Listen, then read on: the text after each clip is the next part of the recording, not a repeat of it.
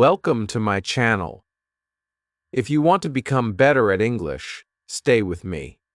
Have you ever opened an English book and felt confused or bored? Maybe the words were too difficult. Maybe the grammar didn't make sense. Or maybe you thought, why do I have to learn this? You're not alone. Many of my students feel the same. They sit in class, they do their homework, they watch videos, but English still feels hard. And the English course books? They feel like big, heavy puzzles. Too many rules, too many exercises. Not enough fun. But today I want to show you something different. What if I told you that your English course book, yes, the one for class, is not your enemy? What if I told you it can actually help you speak better, write better, and feel more confident in English? That's what we're going to do today. This is not just a textbook lesson. This is a journey, and I'll be your guide. In this video, we are going to go step by step through the English. Not expert coursebook class, but we won't just read the book, we'll understand it. We'll make it come alive. I'll explain every part in a way that's simple, real, and even fun.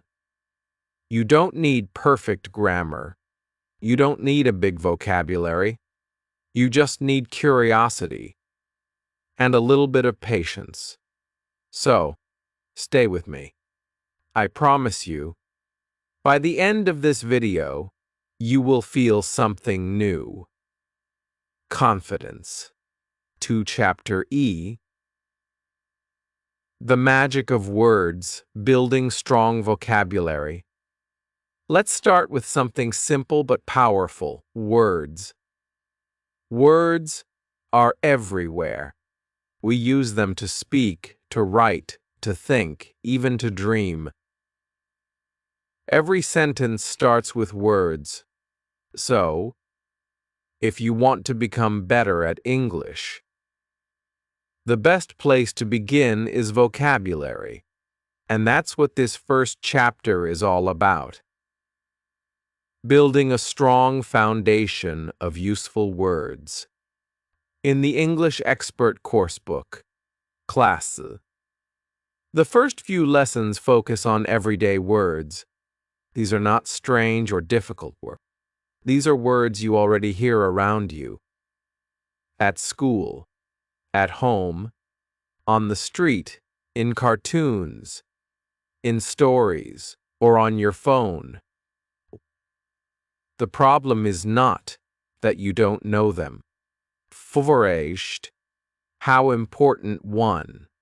The problem is that you've never noticed how important they are, or how they really work. Let's take an example. Look at the word clean. It's a small word. Easy, right? But now look at these. Cleaner, cleaning, cleaned, unclean, cleanliness. All of these words come from one word, clean. Suddenly, one simple word becomes many. That means you don't have to learn new words. You only need to learn one word, well, and then build around it. This is what we call a word family. Think of it like a tree. The main word is the trunk. The other forms are the branches. When you learn one good root word, you can create many new words from it. And this is one of the secrets to learning English faster and smarter. Now, let's talk about real life.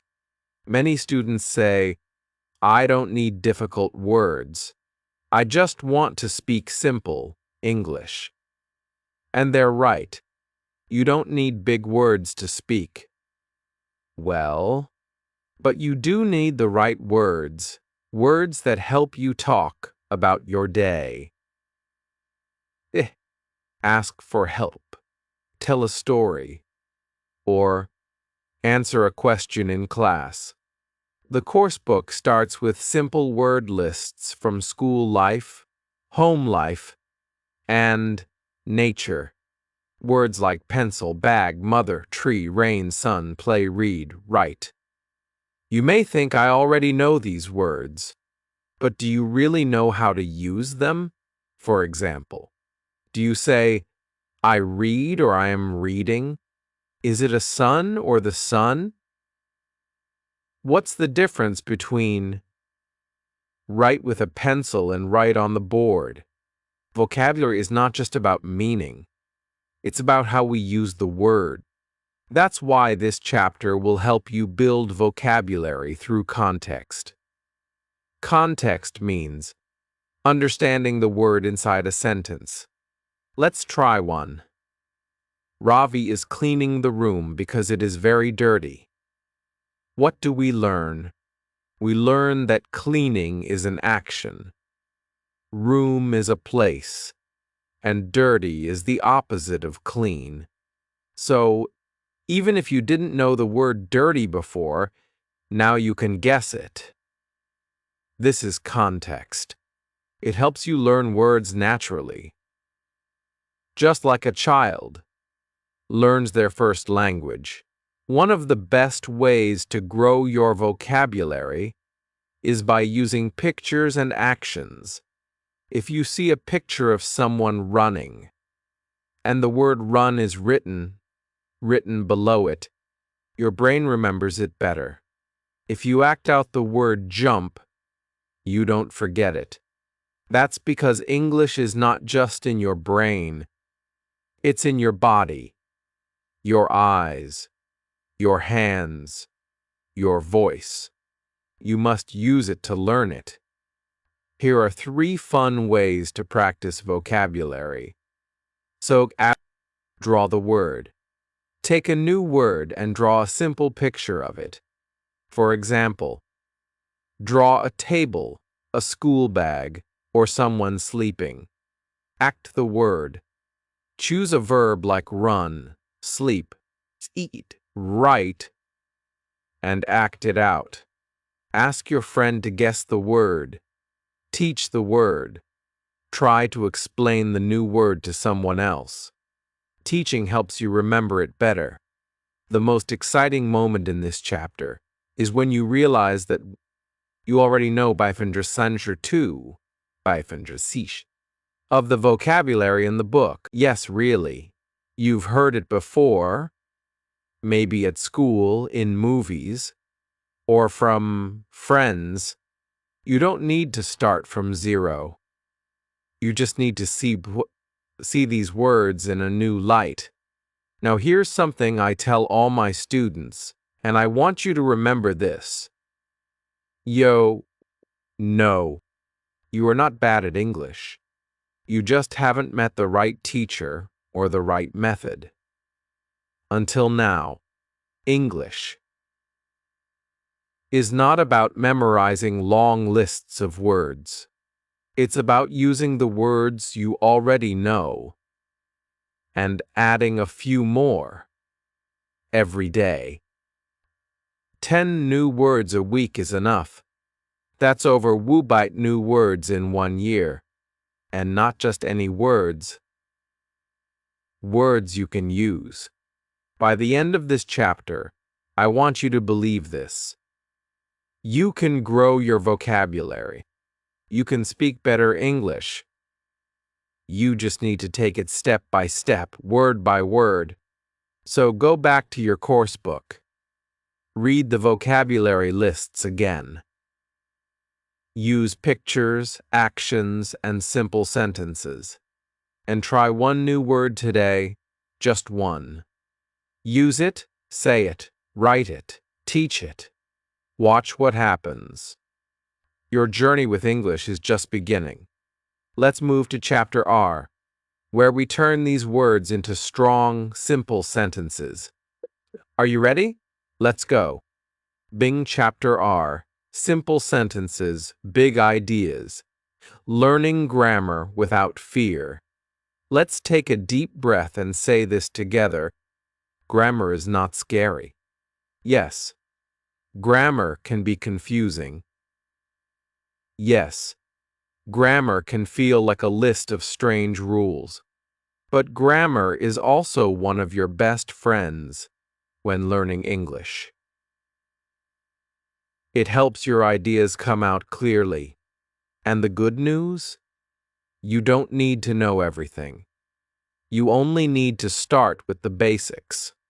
That's what this chapter is about. Turning grammar into something simple, useful, and even fun. Many English learners are afraid of grammar because they've learned it the wrong way. They've memorized definitions. They've written long exercises. They've learned rules without meaning. But let me ask you this. What is grammar? Really? Grammar is just the way we put words together. That's all. And every sentence, every single one, begins with a small structure, dang. Subject, verb, object. Let's break that down. Subject, who or what the sentence is about. Verb buns the action. Object, was the thing that receives the action sometimes. Here's an example. I eat rice. I is the subject. Eat is the verb. Rice is the object. That's it. One sentence. One idea. Clear and complete. Let's try another. She plays football. We read books. The cat drinks milk. Potty. See how easy that is? These are the building blocks of the English language. Once you learn this simple pattern, you can say hundreds of things. Now, in your English Expert course book, Class Sir, you will see many short lessons about grammar. Things like present simple tense I go, you eat, he sleeps plural nouns. 1 apple, 2 apples, helping verbs is, are do, does articles and the pronouns I, you, he, she, we. Don't worry. You don't have to learn all the rules today, but you should know this. Grammar is a tool, not a test. You use it to build something. A sentence is like a house. Grammar is the bricks, the walls, and the roof. Let's say you want to talk about your day. Here's a small activity you can try right now. Lachid. Can you say good sentences about your day? Like this. I wake up at 2:00. I brush my teeth. I go to school. I play with my friends. I eat dinner with my family. These are not long sentences. They are not difficult, but they are real. They are correct. And most importantly, they are yours. That's the top moment in this chapter. When you realize I can make my own English. You're not just repeating what someone else said. You're building real language. And that is a powerful feeling. Let's also talk about mistakes. Many learners feel bad when they make grammar mistakes. But here's the truth. Every good English speaker was a beginner once. Everyone makes mistakes. Even native speakers. The only mistake you should avoid is staying silent. So, say your sentences. Even if they're not perfect, write your ideas. Even if you don't know all the rules. English is not a subject where you wait to be perfect. It's a language where you practice to improve. Here's another tip. When you learn a grammar rule, don't just read it. Use it. Try it in real life. Read a sentence aloud. Change the subject. Make it about you. Say it again. For example, if you learn this sentence, he plays the guitar. Now try these. I play the guitar. She plays the piano. We play music every day. Now you are creating, not just copying. That's how grammar becomes real. Let's take a short moment to talk about helping verbs, because many students get confused. What is? What is do? What is does? Simple. Helping verbs are small words that help the main verb. He is eating. Is helps eating. Do you like apples? Do helps like she does her homework. Does helps do. They may look small, but they are important. And the course book gives you many short exercises to practice this. Don't skip them. They are gold. So here's what we've learned in this chapter. A sentence is just a small idea. You only need subject, verb, object to start. Grammar is not about fear. It's about building. Mistakes are okay. Silence is not. Use what you learn. Practice it in your own words. And finally, the emotional spike. Something I want you to carry in your heart. Dung, English, grammar, is not your enemy. It is your friend when you understand it. You don't need to be perfect. You need to be brave. Speak, write, try. That's how you grow. Now, take a look at your course book. Find a grammar page. Don't worry if it looks boring. Read the examples. Say the sentences aloud. Make them your own. And when you're ready, we'll move to Chapter 10, where we explore how reading can make your English better, faster, and more fun than you ever imagined. Dying Chapter 10. Reading for meaning, not just for marks. Let me ask you something. When was the last time you read something in English? Not because your teacher told you but because you wanted to. For most students, reading is something they do for exams. There is a passage, some questions, and 4 options. A, B, C, or D, that's it. And slowly reading becomes a task, not a joy. A test, not an experience. Roll. But here's the truth. Reading is not just for marks. It's for meaning. It's for thinking, dreaming, and growing. In this chapter, we're going to take the fear out of reading. We're going to explore how to understand stories and passages in a way that feels simple, natural, and maybe even fun. This is where your vocabulary, grammar, and confidence all come together. Let's start with a problem many learners face. They say, I can't read this. I don't know all the words. But here's the secret. You don't need to know all the words. Even native speakers don't know every word in every book. What matters is understanding the meaning, the message of what you read. Imagine you're reading a story in your course book. It's about a boy named Aman who wants to learn swimming. He goes to the river. He's scared. He tries. He falls. But then he learns. Now, you don't need to understand every sentence to know what this story is about. You can guess. You can feel. This is called guessing from context, and it's your first reading superpower. Let's say you don't know the word shore.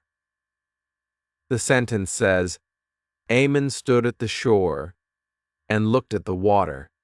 Now, you already know he wants to swim.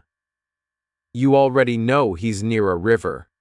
So, even if you don't know the word shore, you can guess it means the edge of the river. This is how real reading works. Not word by word, but idea by idea. Another important skill is finding keywords. Don't try to understand every little word. Just focus on the big ones, the words that carry meaning. Let's take another sentence. He was afraid of drowning, but he didn't give up. Here, the keywords are afraid, drowning, and give up. These tell you almost everything you need to know. Also, read slowly at first. It's okay. Take your time.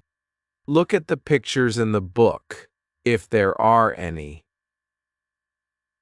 Read the title. Learn. Ask yourself, what do I think this story is about? Then, after reading it once slowly, try to read it again, this time a little faster. With each reading, your understanding grows. That's how your brain builds reading muscles. Now here's a question I want you to ask yourself every time you read. Ditter. What do I understand? Not, what did I miss? Not, what words didn't I know? Focus on what you do understand. You'll be surprised. It's usually more than you think. Let's create a spike moment now. I'll read a short story with you, like one from the book. One morning, Mina saw a small bird near her window. It was hurt. Its wing was not moving. Mina picked it up gently and gave it water. She made a small bed from cotton. Every day, she fed the bird. After 1 week, the bird flew away. Mina smiled. Now ask yourself, what happened? Who is Mina? Why did the bird fly away? How did Mina feel? These questions help you connect with the story. And the beautiful part? You didn't need difficult vocabulary to understand it. You used your brain, your heart, and a little bit of English. This is reading for meaning. And here's something powerful. When you read, your vocabulary grows. You see words in real sentences. You see how grammar is used. Not just in rules, but in action. You get better at speaking because your brain remembers sentence patterns. Reading also makes your writing better. Why? Because when you read good sentences, your brain learns how to write them too, without you even trying. Let's talk about reading at home. If you want to improve fast, don't just read at school. Read something every day, even for 2 minutes. It can be a short story from your course book, a comic book, a storybook for kids, A simple article from a children's magazine. And here's a little challenge for you. Deliger. Read one small story every day and tell someone what it was about. This simple habit will change your English in just a few weeks. Now let's imagine something. You finish a story. You go to the questions at the end. You answer them. And this time, you don't need help. You got it right. You understood the story. That's your top moment in this chapter. That's when you realize, I don't just read English. I understand it. And now your emotional spike, something to carry with you. Namka reading is not just for exams. It's for thinking, dreaming, and growing. It helps you explore the world, feel new emotions, and become a better learner, not just in English, but in life. So go to your coursebook now, find a short story, read it slowly, read it again. Think about it. Talk about it. You'll notice something amazing. English will start feeling easier. You've built vocabulary. You've learned grammar. And now, you're reading with understanding. That's real progress. In the next chapter, we'll bring all of this to life with listening and speaking. You'll learn how to use your voice and ears to become more confident in real conversations. You've come so far already. Keep going. Let's meet in chapter 4. Mozgor chapter 4. From the page to your voice, listening and speaking. Naturally. Now we come to the most exciting part of your English journey, the part where you stop just learning English and start using it. That means listening, speaking, and truly communicating. This is where everything we've studied, vocabulary, grammar, reading, comes together and becomes something real. Something you can hear, something you can say. Let me start by telling you this. You don't need perfect English to speak. You just need courage. Many learners wait and wait. They say, I will speak when I know more words, or I will speak when my grammar is better. But the truth is, if you wait to be perfect, you'll never speak. Your voice matters. Now, even with mistakes. Even with small sentences. Speaking is how you grow. In the English Expert Coursebook Class 2, you'll find small, simple dialogues. These are gold. They are written to help you understand natural English. The way people actually talk. Let's take an example from the book. Dame, hello. How are you? B, I'm fine, thank you. And you? A, I'm good. What's your name? B, my name is Ronnie. What's your name? A, I'm Arjun. Nice to meet you. Ju, bye, nice to meet you too. This may look very basic, but don't underestimate it. These short conversations are powerful. They teach you how to greet someone politely, how to ask and answer simple questions, how to speak with rhythm and tone. Let's break this down. When you listen to English, you're not just hearing the words, You're listening for tone, how the voice sounds, speed, how fast or slow, and rhythm the music of the sentence. These are just as important as grammar. That's why, when you practice listening, don't just hear English, feel it.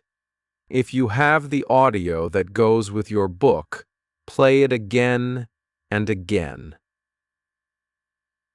At set. If you don't, read the dialogues aloud, with expression. Act like you are really speaking to someone. You'll be surprised how quickly your ears and mouth start working together. Let's try this together. Say it out loud with me. Dung. What's your name? Say it slowly first. Now faster. Now with a smile. Now answer. Dumb my name is. Say your real name feels good, doesn't it? That's because when you speak, your brain becomes more active. You are using your memory, your mouth, your ears, all at once. This is the real power of language learning. Many students are shy. They don't want to speak because they're afraid of making a mistake. But here's what I always say, Kuno. Mistakes are okay. Silence is not. Let me give you a few simple ways to practice. Speaking at home, even if no one is around. Talk to yourself in English. Yes, really. Say what you are doing. I am brushing my teeth. I am making tea.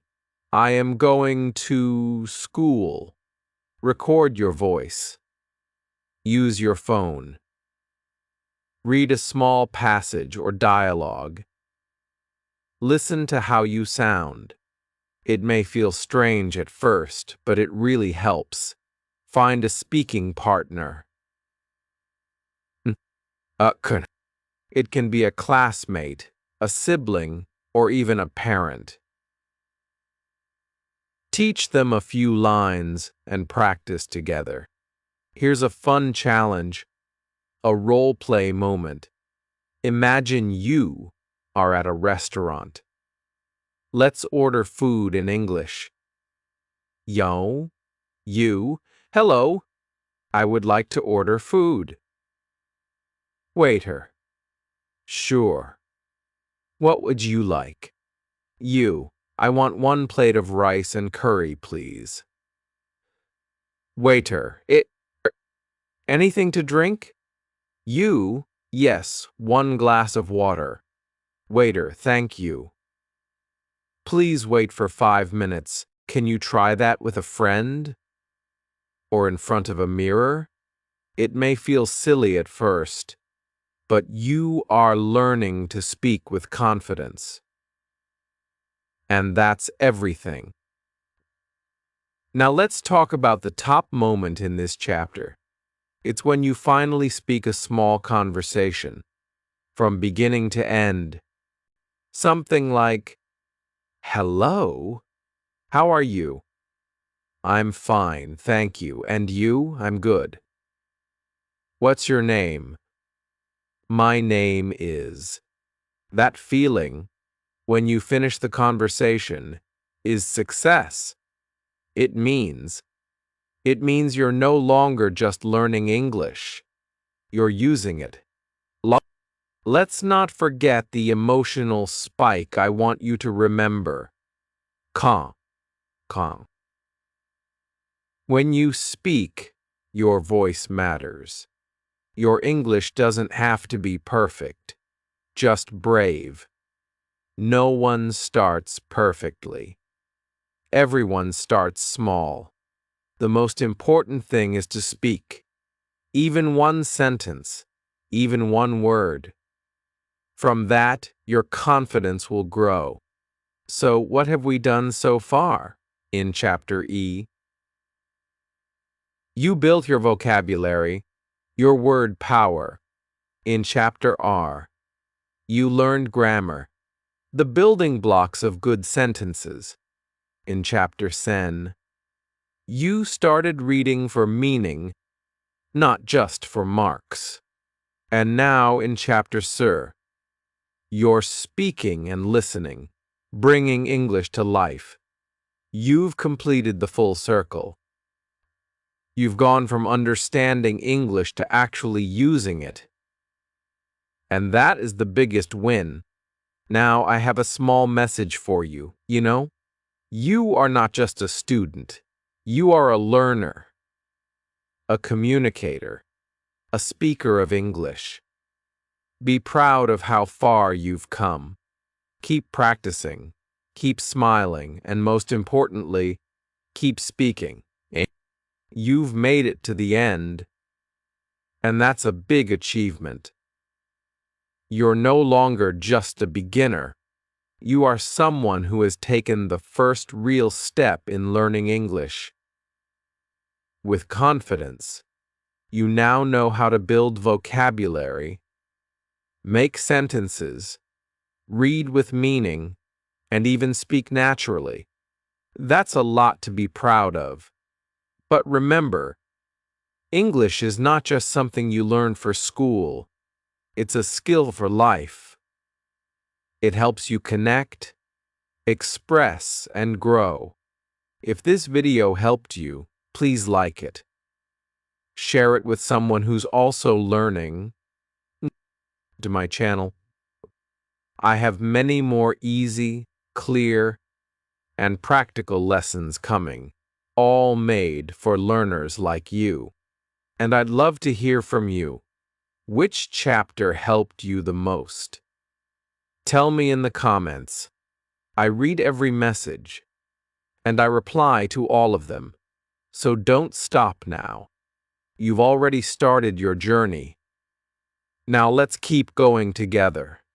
Keep learning. Keep practicing. And always remember, English is for everyone. And that includes you.